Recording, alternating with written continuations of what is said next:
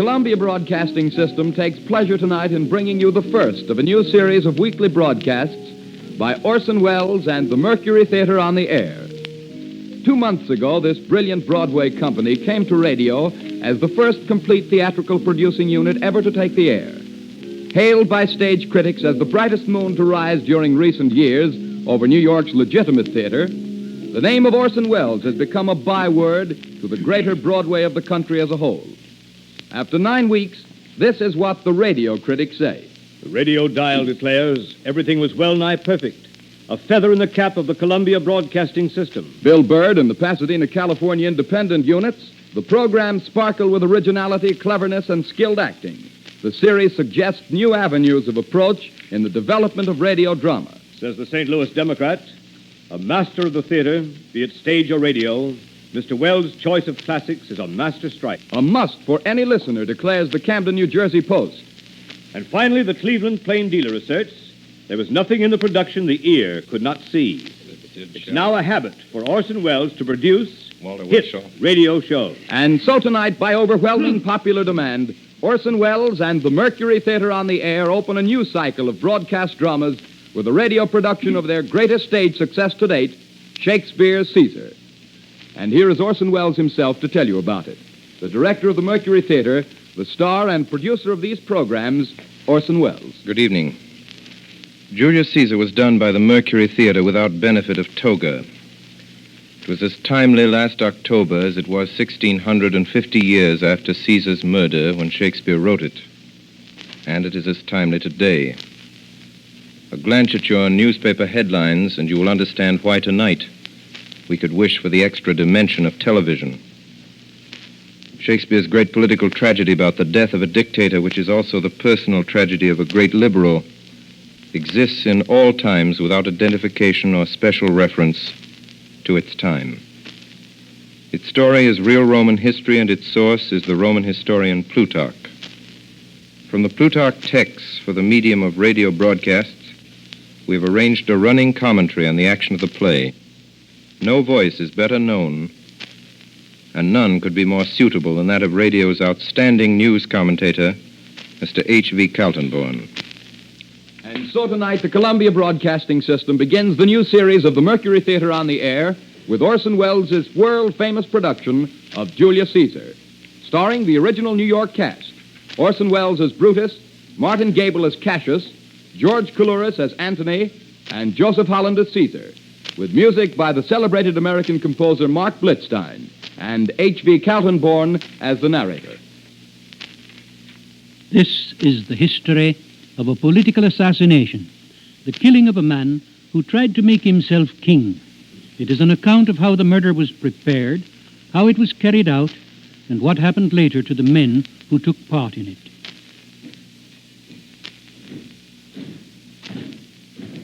When the Civil War was ended, Caesar was 55. By Pompey's death, he had made himself the most powerful man in the empire.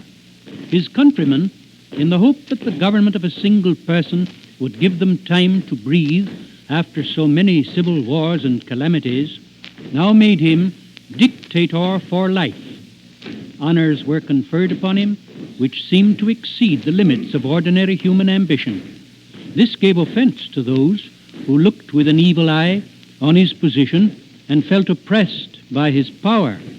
A conspiracy was formed against him, headed by Cassius, one of Pompey's generals, whom Caesar had pardoned after the Civil War. But what gave the common people their first quarrel with him was their growing suspicion that he aspired to be king. The 15th of February was a national holiday, and there was a huge gathering of the people. As Caesar went through the streets, a strange voice was heard in the crowd, warning him to prepare for some great danger on the Ides of March. Beware the Ides of March! Let every noise be still. No, shh. Caesar paused for a moment, and then, as the voice was still, marched on between the rows of soldiers who guarded him.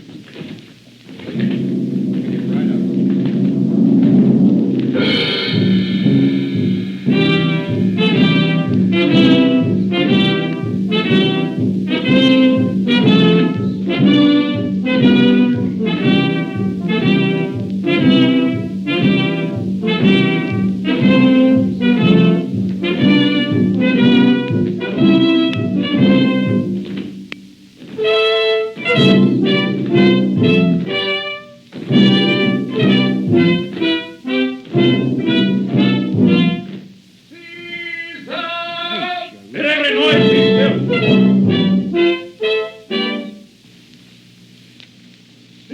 Caesar! She's yet again.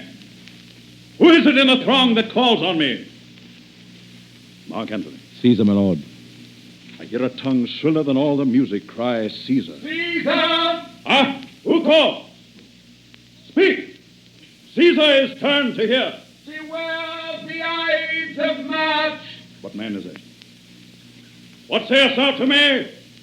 Speak once again. A soothsayer bids you beware the Ides of March. Set him before me. Let me see his face. Come from the throng. Look upon him, Caesar. He is a dreamer. Let us leave him.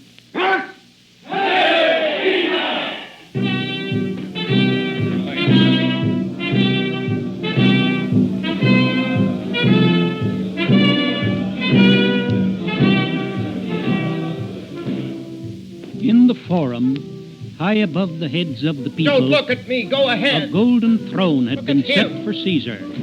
Mark Antony, his friend, was consul at the time.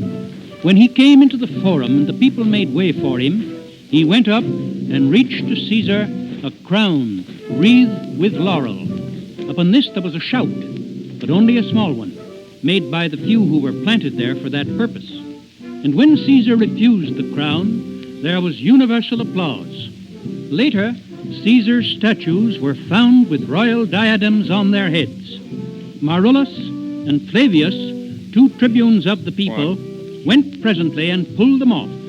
For this Caesar had them arrested. This was the day on which Cassius, the leader of the conspiracy, first came to Brutus, the most honored man in Rome, and tried to enlist his aid. Tell me, good Brutus. Louder. Can you see your face?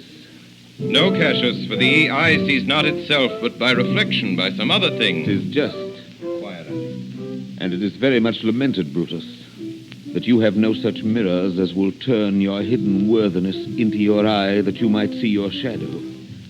I have heard where many of the best respect in Rome, except immortal Caesar, speaking of Brutus, and groaning underneath this age's yoke, have wished that noble Brutus had his eyes.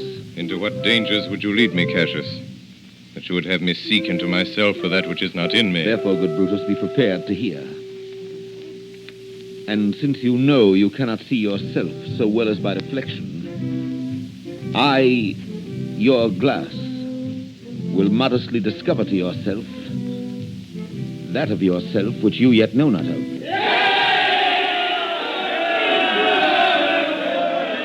What means this shouting? I do fear the people choose Caesar for their king. Don't you people. Fear it? Then must I think you would not have it so. I would not, Cassius, yet I love him well. But wherefore do you hold me here so long? What is it you would impart to me? I cannot tell what you or other men may think of this life. But for my single self, I had as lief not be as live to be in awe of such a thing as I myself. I was born free as Caesar, so were you. We both have fed as well. We can both endure the winter's cold as well as he. For once, upon a raw and gusty day, the troubled Tiber chafing with her shores, Caesar said to me, darest thou, Cassius, now leap in with me into this angry flood and swim to yonder point? Upon the word, accoutred as I was, I plunged in and bade him follow. And so indeed he did. The torrent roared, and we did buffet it with lusty sinews, throwing it aside and stemming it with hearts of controversy. But ere we could arrive the point proposed, Caesar cried, help me, Cassius, or I sink. I, as Aeneas, our great ancestor, did from the flames of Troy upon his shoulder the old Anchises bear, so from the waves of Tiber did I, the tired Caesar. And this man has now become a god. And we petty men walk under his huge legs and peep about to find ourselves dishonorable graves. Men at some time are masters of their fates. The fault, dear Brutus, is not in our stars, but in ourselves that we are underlings.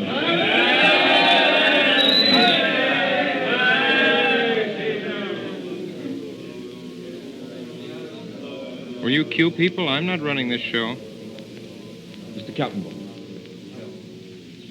I have no such insert. Keska, would you speak with me? Aye, Keska. Tell us what has chanced today. Why, there was a crown offered Caesar. And being offered him, he put it by with the back of his hand, thus. And then the people fell a-shouting. Who offered him the crown? Why, Antony. Tell us the manner of it. I can as well be hanged as tell the manner of it.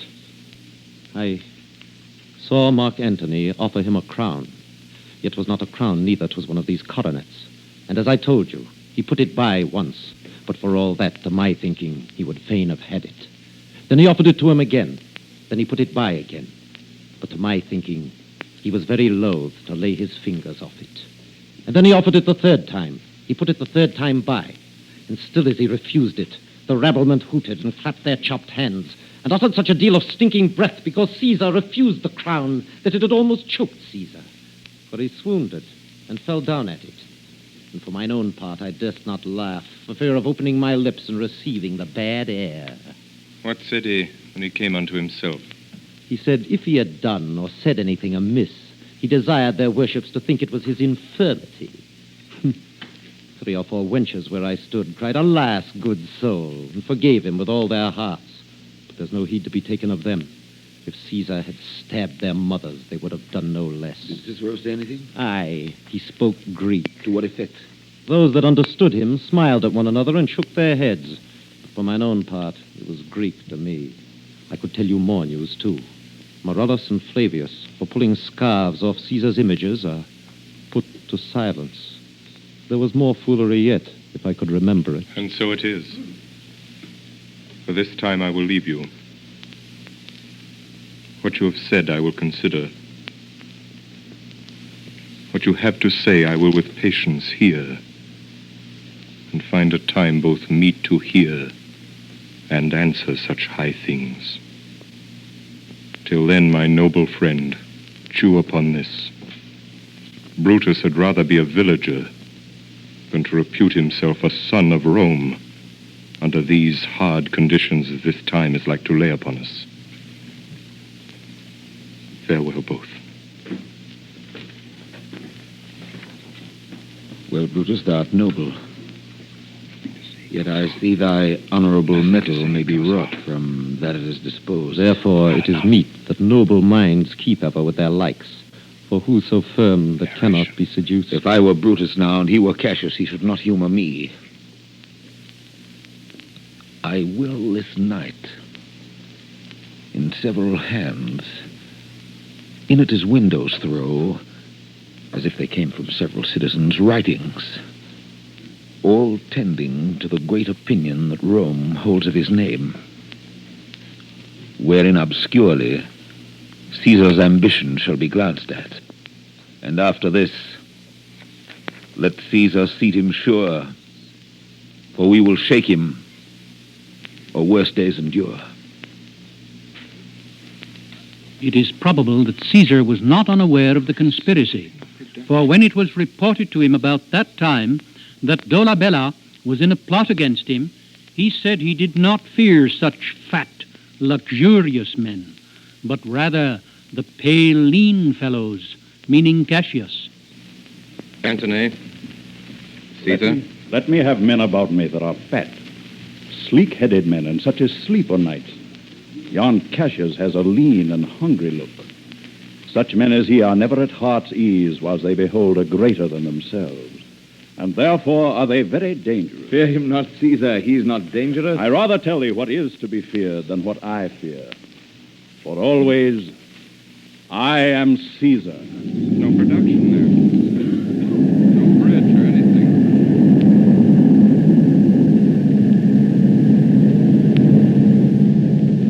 In the weeks before the murder, many strange prodigies and apparitions were observed. As to the lights in the heavens, the noises heard in the night, and the wild birds which perched on the housetops, these are not perhaps worth taking notice of in so great a case as this. But a number of men were seen in the forum, looking as though they were heated through with fire, fighting with each other. A quantity of flame issued from the hand of a soldier's servant, so that they who saw it thought he must be burned, but he had not been hurt. There were fearful storms over the city. The conspiracy continued to spread.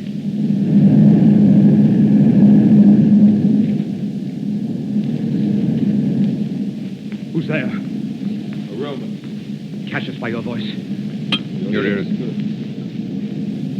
Good evening, gentlemen. Brought you Caesar home? What night is this? A very pleasing night to honest men. Are not you moved when all the sway of earth shakes like a thing infirm? Oh, Cassius, I have seen tempests when the scolding winds have rived the knotty oaks. And I have seen the ambitious ocean swell and rage and foam to be exalted with the threatening clouds. But never till tonight, never till now, did I go through a tempest dropping fire. I saw you anything more wonderful. Oh, they were drawn upon a heap 100 ghastly women, transformed with their fear, who swore they saw men all in fire walk up and down the streets. And yesterday the bird of night did sit even at noonday upon the marketplace, hooting and shrieking. When these prodigies do so conjointly meet, let not men say, these are their reasons, they are natural. Indeed, it is a strange disposed time. Whoever knew the heavens menace so? Those that have known the earth so full of faults. Now could I send a name to thee a man most like this dreadful night. A man no mightier than thyself. Or me. 'Tis Caesar that you mean. Is it not, Cassius? Indeed, they say the senators tomorrow mean to establish Caesar as a king. And he shall wear his crown by sea and land in every place, save here in Italy. I know what I will wear this dagger then. Hold my hand, and I will set this foot of mine as far as who goes farthest. There's a bargain made. Come, sinner. You and I will yet ere day see Brutus at his house. 3 parts of him is ours already. And the man in Tyre up in the next encounter yields him ours.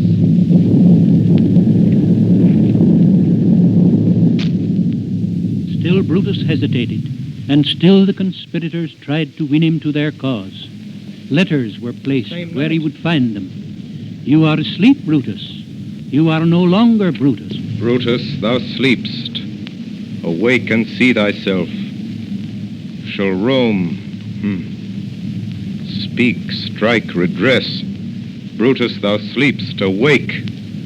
Such instigations have been often dropped, or I've took them up. Shall Rome... thus must I piece it out. Shall Rome stand under one man's awe? What? Rome? My ancestors did from the streets of Rome the Tarquin drive, when he was called a king. It must be by his death. And for my part, I know no personal cause to spurn at him, but for the general, he would be crowned. How that might change his nature, there's the question. It is the bright day that brings forth the adder and that craves wary walking. Crown him. That. And then I grant we put a sting in him that at his will he may do danger with. The abuse of greatness is when it disjoins remorse from power. And to speak truth of Caesar, I have not known when his affections swayed more than his reason. But 'tis a common proof that lowliness is young ambition's ladder, whereto the climber upward turns his face. But when he once attains the upmost round, he then unto the ladder turns his back, looks in the clouds, scorning the base degrees by which he did ascend. So Caesar may. Then, lest he may prevent. In the end, Brutus agreed to meet the conspirators in the garden of his house. The men who came that night were Cassius, Casca, Cinna, Trebonius, and Decius Brutus. It was decided that Caesar should be killed in the Senate on the 15th of March, the day on which the crown would again be offered to him. Shall no man else be touched but only Caesar? Decius well urged. I think it is not meet Mark Antony, so well beloved of Caesar, should outlive Caesar. we shall find of him a shrewd contriver. And you know his means, if he improve them, may well stretch so far as to annoy us all. Which to prevent? Let Antony and Caesar fall together. Our course will seem too bloody, Caius Cassius, to cut the head off and then hack the limbs. For Antony is but a limb of Caesar. Let us be sacrificers, but not butchers, Caius. We all stand up against the spirit of Caesar, and in the spirit of men there is no blood. Oh, that we could come by Caesar's spirit and not dismember Caesar.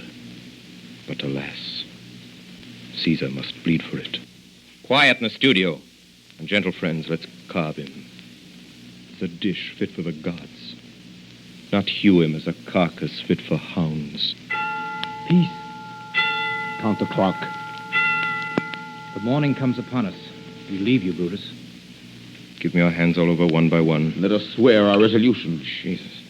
No, not an oath, if not the face of men, the sufferance of our souls, the time's abuse. If these be motives weak, break off betimes, and every man hence to his idle bed. So let high-sighted tyranny range on, till each man drop by lottery. But if these, as I am sure they do, bear fire enough to kindle cowards and to steal with valor the melting spirits of women, then, countrymen, what need we any spur but our own cause to prick us to redress? What other bond than secret Romans that have spoke the word and will not falter? And what other oath and honesty to honesty engaged? But this shall be, or we will fall for it. Music. On the 14th of March, the day before the assassination, Caesar supped with Marcus Lepidus, and as he was signing some letters, and according to his custom, as he sat at table, there arose a question of what sort of death was the best, at which he immediately, before anyone could speak, said, "A sudden one." After this, as he was in bed with his wife, all the doors and windows of the house flew open together. He was startled at the noise and the light which broke into the room, and sat up in his bed, where, by moonlight, he perceived his wife fast asleep, but heard her utter in her dream some indistinct words and inarticulate groans. She fancied at that time she was weeping over Caesar, and holding him butchered in her arms. When it was day, she begged Caesar not to leave the house, but to adjourn the Senate to another time. Caesar laughed at her fears, and when the time was come, he started for the capital. On his way, he was handed a paper in which the whole plot was disclosed with the names of the conspirators. After his death, it was found still unopened. When Caesar entered, the Senate stood up to show their respect for him. Of the conspirators, some came about his chair and stood behind it, and others stood in front of him and talked to him. Then Tullius, laying hold of Caesar's cloak with both hands, pulled it down from his neck, which was the signal for the assault. Casca, that stood behind him, gave him the first wound in the neck. It was not mortal, and Caesar turned and put his hand on the dagger and kept hold of it. The conspirators closed around him with their naked knives in their hands. Which way soever he turned, he was met with blows, and saw their blades leveled at his face and eyes. For it had been agreed that they should each of them make a thrust at him, and flesh themselves with his blood, for which reason Brutus also gave him one stab in the groin. Some say that he fought and resisted all the rest. Live 1,000 years, I shall not find myself so apt to die as here by Caesar, and by you cut off, the choice and master spirits of this age. Oh, Antony, beg not your death of us. What compact mean you to have with us? Will you be pricked in the number of our friends? Friends, am I? With you all, and love you all, upon this hope that you shall give me reasons why and wherein Caesar was dangerous. Our reasons are so full of good regard that were you Antony, the son of Caesar, you should be satisfied. That's all I seek. And am moreover suitor, that I may produce his body in the marketplace, and in the pulpit, as becomes a friend, speak in the order of his funeral. You shall, Mark Antony. Brutus, a word with you. You know not what you do. Do not consent that Antony speak in his funeral. Know you how much the people may be moved by that which you will utter? By your pardon. I will myself into the pulpit first. Mark Antony, here take you Caesar's body. You shall not in your funeral speech blame us, but speak all good you can devise of Caesar and say you do't by our permission. Else shall you not have any hand at all about his funeral. You shall speak in the same pulpit whereto I am going, after my speech is ended. Be it so. I do desire no more. Prepare the body, then. Follow us. Then Antony was left alone with the body of the man he loved best and admired most in the world. O mighty Caesar, dost thou lie so low? Are all thy conquests, glories, triumphs, spoils, shrunk to this little measure? That I did love thee, Caesar, O 'tis true. If then thy spirit look upon us now, shall it not grieve thee dearer than thy death to see thy Antony making his peace, shaking the bloody fingers of thy foes? Most noble, in the presence of thy corse, had I as many eyes as thou hast wounds, weeping as fast as they stream forth thy blood, it would become me better than to close in terms of friendship with thine enemies. Oh, pardon me, thou bleeding piece of earth, that I am meek and gentle with these butchers. Thou art the ruins of the noblest man that ever lived in the tide of times. Woe to the hand that shed this costly blood. Over thy wounds now do I prophesy, which like dumb mouths do ope their ruby lips to beg the voice and utterance of my tongue. A curse shall light upon the limbs of men.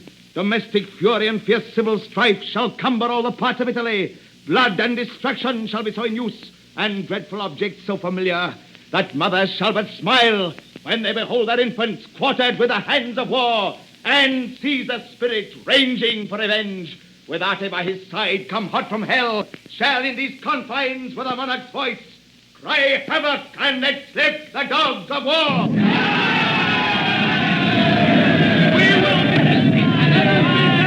Then follow me, and give me audience, friends, and public reason shall be rendered of Caesar's death. Those who will hear me speak, let him stay here. Those who will follow Cassius, go with him. I will hear Brutus. I will hear Cassius and compare their reasons. People and senators, be not affrighted. Fly not, stand still. Ambition, that is pain. The noble Brutus is ascended. Silence! Then Brutus came down from the Capitol among the crowd and made a speech to the people, who listened without expressing either pleasure or resentment, but showed by their silence that they pitied Caesar and respected Brutus. Be patient. Be patient till the last. Romans, countrymen, lovers, hear me for my cause, and be silent that you may hear. Believe me for mine honor, and have respect to mine honor, that you may believe. Censure me in your wisdom, and awake your senses, that you may the better judge. If there be any in this assembly, any dear friend of Caesar's, to him I say that Brutus's love to Caesar was no less than his. If then that friend demand why Brutus rose against Caesar, this is my answer. Not that I loved Caesar less, but that I loved Rome more. Had you rather Caesar were living and die all slaves than that Caesar were dead to live all free men? As Caesar loved me, I weep for him. As he was fortunate, I rejoice at it. As he was valiant, I honor him. But as he was ambitious, I slew him. There is tears for his love, joy for his fortune, honor for his valor, and death for his ambition. Who is here so base that would be a bondman? If any speak for him have I offended. Who is here so rude that would not be a Roman? If any speak for him have I offended. Who is here so vile that would not love his country? If any speak for him have I offended. I pause for a reply. Then none have I offended. I've done no more to Caesar than you will do to Brutus. Here comes his body, mourned by Mark Antony, who, though he had no hand in his death, shall receive the benefit of his dying, a place in the Commonwealth, as which of you shall not. Good countrymen, let me depart alone. And for my sake, stay here with Antony. Do grace to Caesar's corpse, and grace his speech, tending to Caesar's glories, which Mark Antony, by our permission, is allowed to make. I do entreat you, not a man depart, save I alone, till Antony have spoke. With this I depart, that as I slew my best lover for the good of Rome, I have the same dagger for myself when it shall please my country to need my death. You are listening? You are listening to the CBS presentation of Orson Welles and the Mercury Theater on the Air in the first of a new series of Sunday night dramatic productions. The performance of Caesar will continue in just a moment. This is the Columbia Broadcasting System. Orson Welles and the Mercury Theater on the Air in Caesar, presented with the original Mercury Theater cast and with Orson Welles in the role of Brutus. When Brutus was gone, the body of Caesar was brought out into the forum, all mangled with wounds, and Antony made a funeral oration to the people in praise of Caesar, and finding them moved by his speech, he unfolded the bloody garment of Caesar and showed them in how many places it was pierced, and the number of his wounds. He also told them at this time of Caesar's will, in which it was found that he had left a considerable legacy of money to each one of the Roman citizens. For Brutus' sake, I am beholding to you. What does he say of Brutus? He says for Brutus' sake, he finds himself beholding to us all. Speak no harm of Brutus here. Caesar was a tyrant. Bless the Romans rid of him. You gentle Romans. Friends, Romans, countrymen, lend me your ears. Let us hear what Antony can say. I come to bury Caesar, not to praise him. The evil that men do lives after them. The good is oft interred with their bones. So let it be with Caesar. The noble Brutus hath told you Caesar was ambitious. And it was so. It was a grievous fault. And grievously hath Caesar answered it. Here, under leave of Brutus and the rest, for Brutus is an honorable man. So are they all honorable men. Come I to speak in Caesar's funeral. He was my friend, faithful and just to me. But Brutus says he was ambitious, and Brutus is an honorable man. He hath brought many captives home to Rome, whose ransoms did the general coffers fill. Did this in Caesar seem ambitious? When that the poor have cried, Caesar hath wept. Ambition should be made of sterner stuff. Yet Brutus says he was ambitious, and Brutus is an honorable man. You all did see that on the Lupercal I thrice presented him a kingly crown, which he did thrice refuse. Was this ambition? Yet Brutus says he was ambitious, and sure, he is an honorable man. I speak not to disprove what Brutus spoke, but here I am to say what I do know. You all did love him once, not without cause. What cause withholds you then to mourn for him?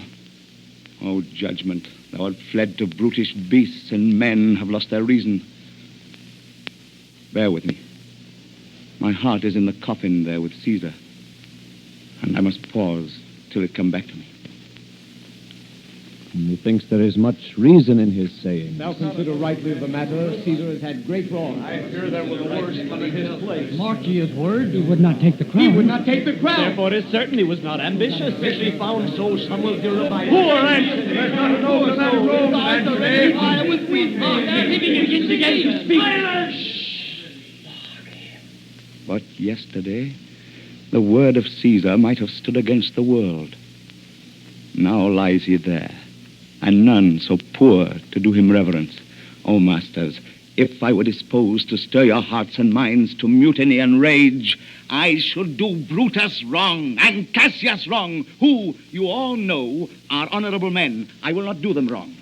I rather choose to wrong the dead, to wrong myself and you, than I will wrong such honorable men. But here's a parchment with the seal of Caesar. I found it in his closet. 'Tis his will. Let but the commons hear this testament, which, pardon me, I do not mean to read, and they would go and kiss dead Caesar's wounds and dip their napkins in his sacred blood, yea, beg a hair of him for memory, and dying mention it within their wills, bequeathing it as a rich legacy unto their issue.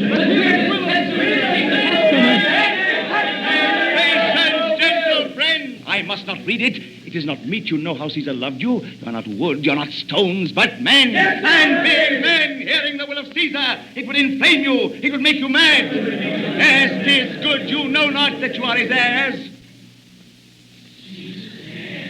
Or if you should, oh, what would come of it? Let's hear the will. The will! Will you be patient? Will you stay a while? I have o'ershot myself to tell you of it. I fear I wrong the honorable men whose daggers have stabbed Caesar. I do fear it. That's the will. Well.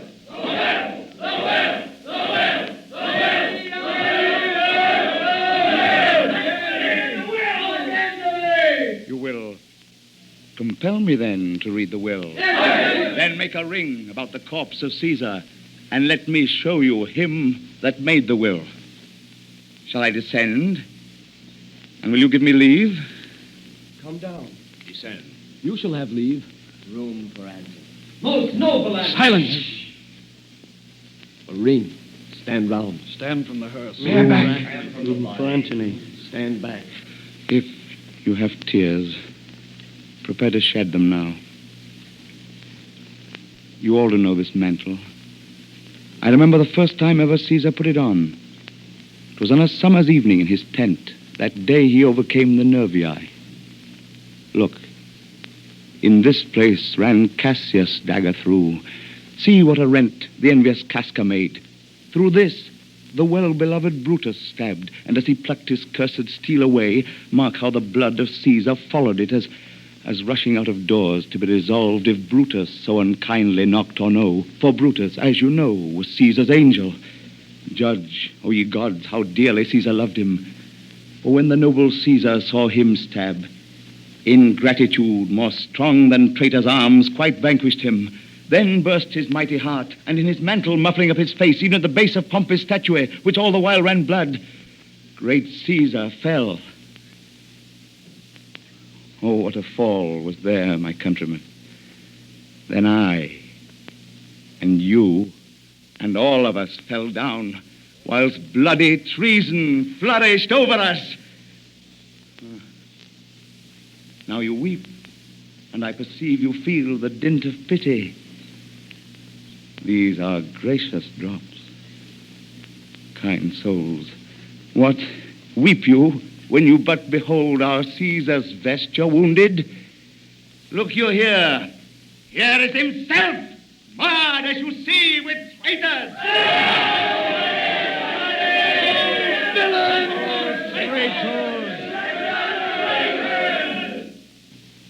Revenge. Revenge. Revenge. Will be revenge. Vengeance. Vengeance! Hey, countryman! He's there. Hear the noble Anthony. We'll hear him. We'll follow him. We'll die with him. Good friends, sweet friends, let me not stir you up to such a sudden flood of mutiny. They that have done this deed are honorable. What private griefs they have, alas, I know not that made them do it, but they are wise and honorable, and will no doubt, with reason, answer you. I come not, friends, to steal away your hearts. I am no orator, as Brutus is, But, as you know me all, a plain blunt man that love my friend, and that they know full well that gave me public leave to speak of him, for I've neither wit, nor words, nor worth, action, nor utterance, nor the powers of speech to stir men's blood. I only speak right on, tell you that which you yourselves do know. Show you sweet Caesar's wounds, poor, poor dumb mouths, and bid them speak for me. But were I Brutus, and Brutus Antony, there where an Antony would ruffle up your spirits and put a tongue in every wound of Caesar, that should move the stones of Rome to rise and mutiny. We'll mutiny. We'll burn the house of Brutus. Mount. Seek. Fire. Kill. Slay. Go. Fetch. Fire. Plot down, then. Plot down. Fall. Windows. Why, friends, you go to do you know not what. Wherein hath Caesar thus deserved your love? Alas, you know not. I must tell you then. You have forgot the will I told you of. Caesar's will? Here's the will. And under Caesar's seal, he gives to every Roman citizen, to every several man, 75 drachmae. Moreover, he has left all his walks, his private arbors, and new planted orchards on this side Tiber. He has left them you and your heirs forever. Common pleasures to walk abroad and recreate yourselves. Here was a Caesar. When comes such another? Now let it work. Mischief, thou art afoot. Take thou what course thou wilt. In the streets there was nothing to be seen but confusion.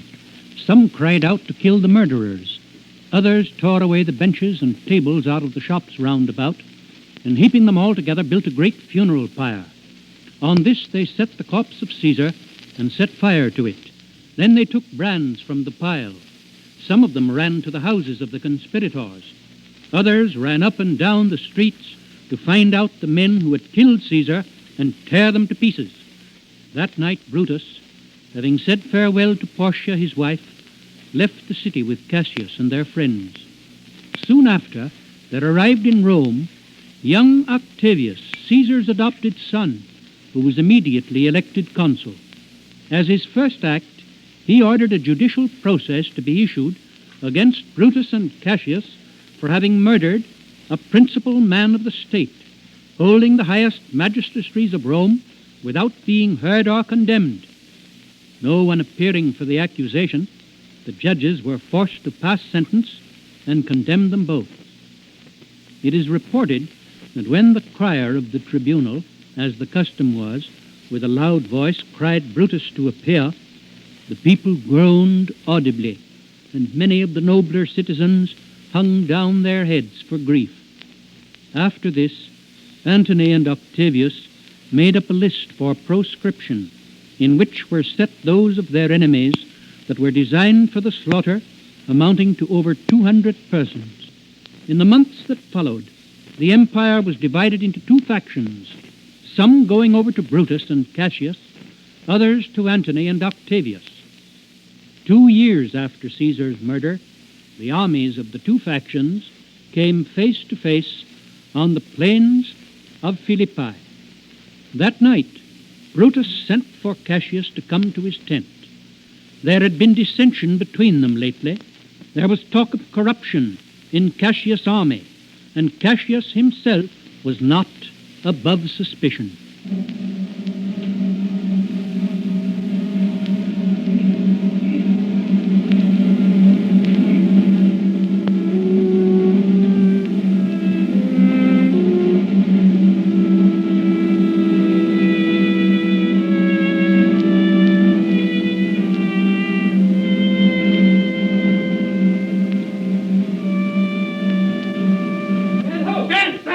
Most noble brother, you've done me wrong. Wrong I mine enemies, and if not so, how should I wrong a brother? That you've wronged me doth appear in this. You have condemned and noted Lucius Peller for taking bribes here of the Sardians, wherein my letters praying on his side because I knew the man was slighted up. You wronged yourself to write in such a case. In such a time as this, it is not meet that every nice offense should bear his comment. Let me tell you, Cassius, you yourself are much condemned to have an itching palm, to sell and march your officers for gold to undeservers. Aye, an itching palm. You know that you're Brutus that speaks this, or by the gods this speech were else your last. The name of Cassius honors this corruption and chastisement to therefore hide his head. Chastisement? Remember March. The Ides of March, remember. Did not great Julius bleed for justice' sake? What villain touched his body that did stab? And not for justice. What? Shall one of us that struck the foremost man of all this world but for supporting robbers, shall we now contaminate our fingers with base bribes and sell the mighty space of our large honors for so much trash as may be grasped thus? I'd rather be a dog and bathe the moon than such a Roman. Brutus, bake not me, I'll not endure it. You forget yourself to hedge me in. I am a soldier, I. Older in practice, abler than yourself to make conditions. Go to, you are not, Cassius. I am. I say you are not. Urge me no more, I shall forget myself. Tempt me no farther. Away, slight man. Is possible, must I endure all this? All this? I more. Fret till your proud heart break.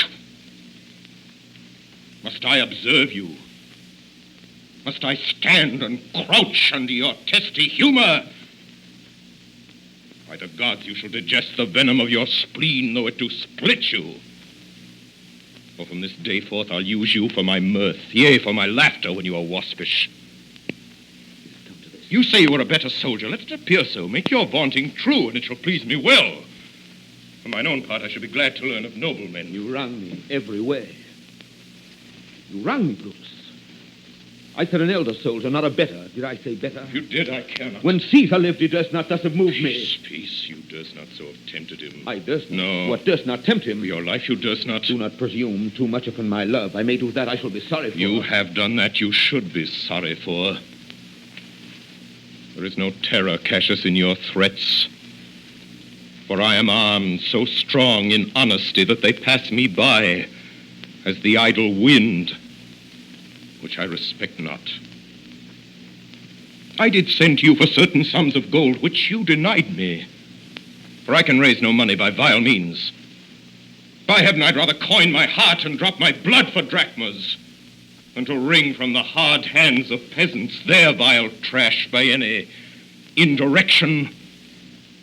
I did send you for gold to pay my legions, which you denied me. Was that done like Cassius? I denied you not. You did. I did not.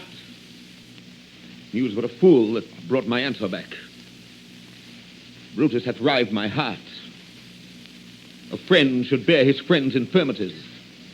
But Brutus makes mine greater than they are. I do not till you practice them on me. You love me not. I do not like your faults. A friendly eye could never see such faults. The flatterers would not, though he do appear as huge as high Olympus. Come, Antony and young Octavius, come. Revenge yourselves alone on Cassius, for Cassius is a weary of the world. Hated by one he loves. Brave by his brother, checked like a bondman. All his faults observed. Set in a notebook, learned and conned by rote to cast into my teeth. Ah, I could weep my spirit from mine eyes. There's my dagger. I that denied thee gold will give my heart. Strike as thou didst at Caesar. For I know when thou didst hate him worst, thou lovest him better than ever thou lovest Cassius. Sheathe your dagger. Be angry when you will. It shall have scope. Do what you will. Dishonor shall be humor. Hath Cassius lived to be but mirth and laughter to his Brutus? When grief and blood ill-tempered vexeth him? I was ill-tempered, too. Do you confess so much?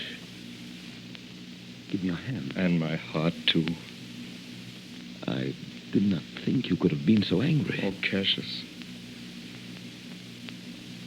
I'm sick of many griefs.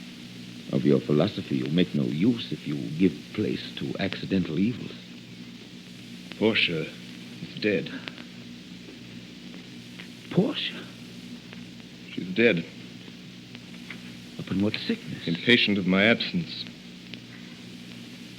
Grief that young Octavius and Mark Antony have made themselves so strong. But with her death, that tidings came. With this, she fell distract. And died so? Even so. Deep of night has crept upon our talk. There's no more to say. No more. Good night. Early tomorrow will we rise and hence. Noble Cassius. Good night. And good repose. Lucius. Here, my good lord. What, thou speakst drowsily. Poor knave, I blame thee not. Thou art o'erwatched. Look, Lucius, here's the book I sought for so. I was sure your lordship did not give it me. Bear with me, good boy. I'm much forgetful. Canst thou hold up thy heavy eyes a while and touch thy instrument a strain or two? Aye, my lord. And please you. It does, my boy. I trouble thee too much, if thou art willing. It is my duty, sir. Should not urge thy duty past thy might. I know young bloods look for a time of rest. I have slept already. It was well done. I shall sleep again. I will not hold thee long. If I do live, I will be good to thee. Orpheus with his lute made trees and the mountain tops that freeze bow themselves when he did sing. Da-dum, dee-dee-dum. To his music plants and flowers ever sprang as sun and showers.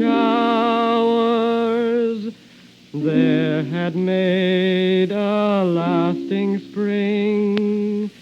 Da-dum, dee-dee-dum.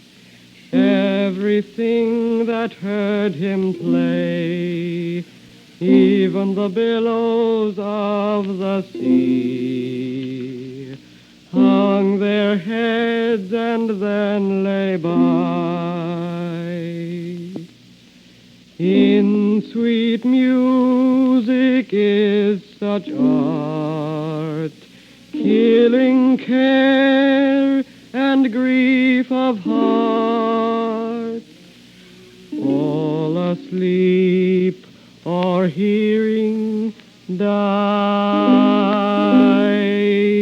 Dee-dee-dum, dum-dee-dee-dum.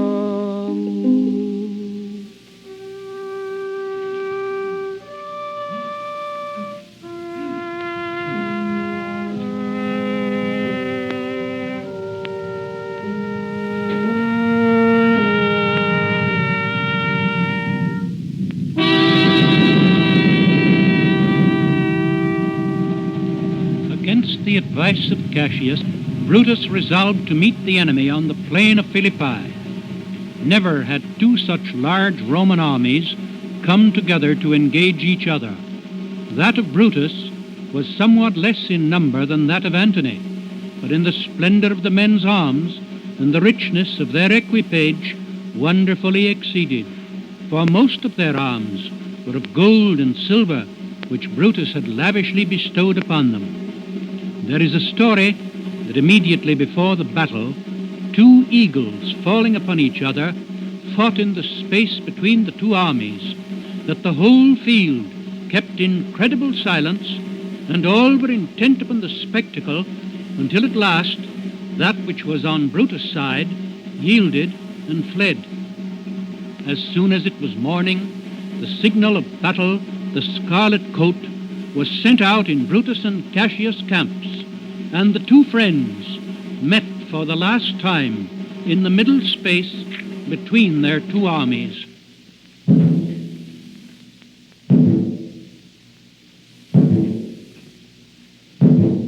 Now, most noble Brutus, if we do lose this battle, then is this the very last time that we shall speak together?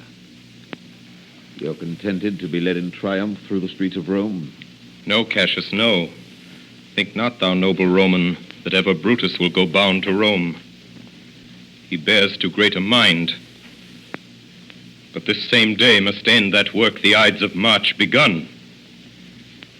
And whether we shall meet again, I know not. Therefore our everlasting farewell take. Forever and forever farewell, Cassius. If we do meet again, why, we shall smile. If not, why, then this parting was well made. Forever and forever farewell, Brutus. If we do meet again, we'll smile indeed. If not, 'tis true this parting was well made. Why, then lead on. Oh, that a man might know the end of this day's business ere it come. But it sufficeth that the day will end, and then the end is known. Come ho! Away!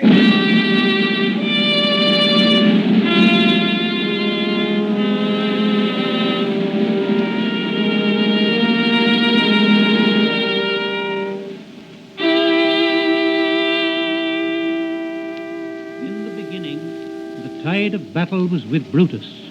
The right wing which he commanded drove back their opponents with great slaughter. Then they fell upon that part of Octavius' army which was exposed and separated, and pursued them towards the sea. During this time, however, Cassius, with the main body of the army, was retreating before the attack of Antony.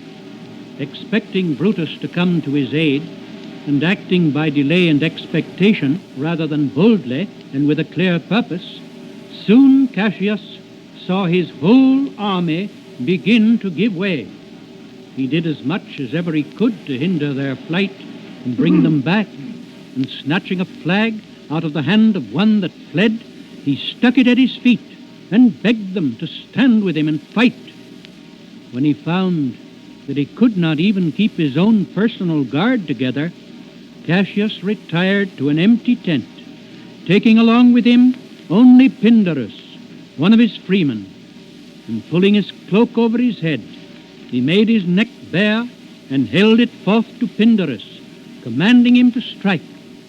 Cassius' head was found severed from his body, and beside it was found the same knife with which he had stabbed Caesar in the Senate house.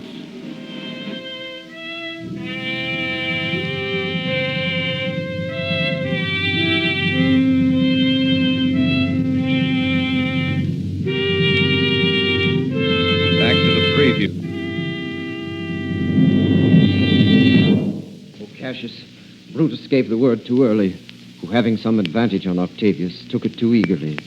His soldiers fell to spoil, whilst we by Antony are all enclosed. This day I breathed first. Time is come round, and where I did begin, there shall I end. My life is run its compass. Come hither, sirrah. And with this good sword that ran through Caesar's bowels, search this bosom. Stand not to answer. Here, pick up the hilts. And when my face is covered, as 'tis now, guide thou the sword. Caesar, thou art revenged, even with a sword that killed thee.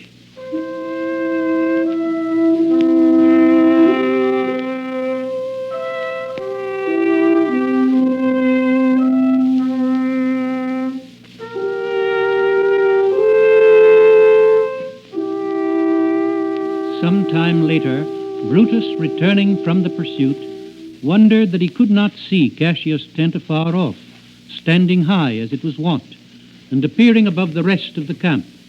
Then, for the first time, he suspected the defeat of Cassius and made haste to him. He heard nothing of his death until he came to the camp. Where Messala does his body lie? Lo, yonder. He is slain. The last of all the Romans. Fare thee well. Tonight, Orson Welles and the original Mercury Theater cast have produced Caesar, the hit of last year's theatrical season on Broadway, as the first in a new series of weekly hours which the Columbia Broadcasting System will present during the coming months. In response to the tremendous enthusiasm evoked by these programs from all parts of the country, CBS has made the Mercury Theater on the Air a regular feature of its Sunday night schedule. The drama was adapted from the play of Shakespeare, and the narration was taken from Plutarch's Lives. Orson Welles directed the entire production.